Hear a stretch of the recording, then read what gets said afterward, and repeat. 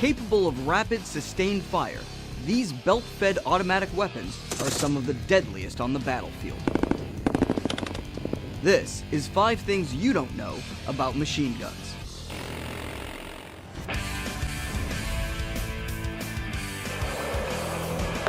Black 611, we got him moving, we're going back to buttoned up.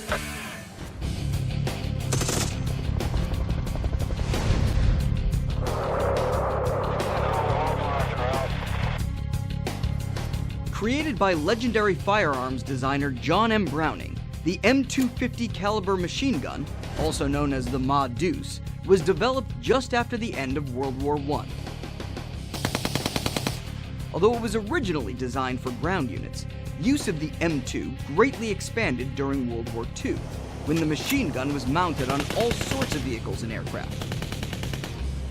In fact, the M2 became so popular that approximately 2 million were produced during the war. But while the M2 went on to serve in Korea and Vietnam, it eventually went out of production in the 1970s.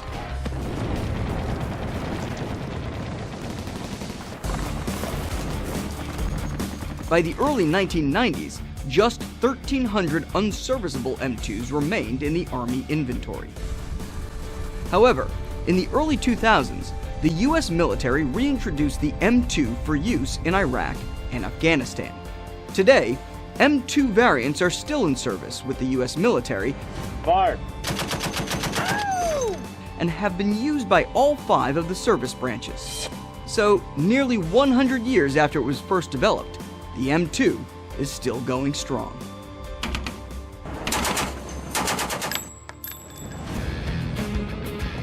Rev 2 directly in front of us, sir. Let's be advised, Red's directly to our front right now.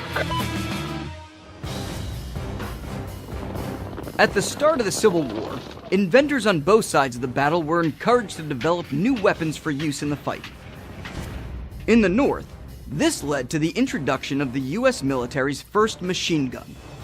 Called the Agar gun, or more commonly the coffee mill gun, due to the fact that its crank and ammunition hopper looked like a coffee grinder, the weapon was advertised as being an army in 6 square feet. After witnessing a demonstration of the weapon's firepower, President Abraham Lincoln purchased the first Agar guns in 1861.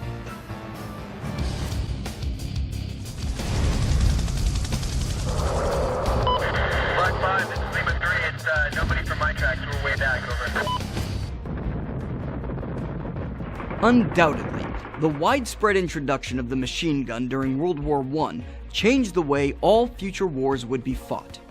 But while the carnage wrought by these new mechanical machines is well known, it's interesting to note that France and Great Britain had relatively few machine guns at the start of the war.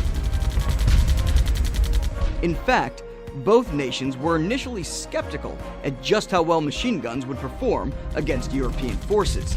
As a result, the nation's militaries only had a combined total of a few hundred machine guns at the start of the war. Germany, on the other hand, embraced the weapon much earlier and started out the war with more than 1,200 machine guns in its arsenal. Black 5, Demo 6. I'd ask you Demo 6 if they were going to fire a 3rd rocket, sir.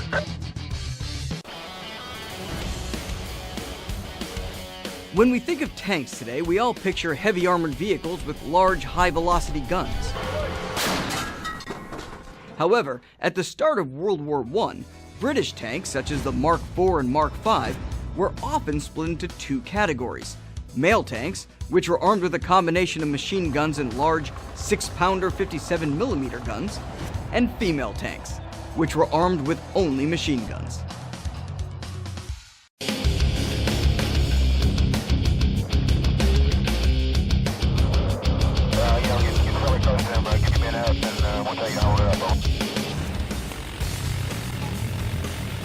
The General Electric M134 minigun is arguably the most devastating machine gun in the world today. I'm going to make a left-hand turn.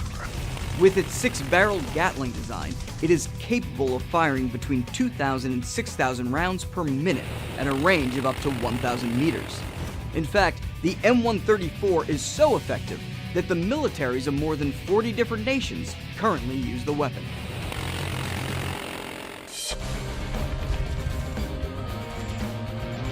Machine guns are generally categorized into 4 different types: heavy, medium, light, and general purpose. Do you know how these categories are determined? If so, post your answer below or reach out to us through Twitter with hashtag 5thingsyouDon'tKnow.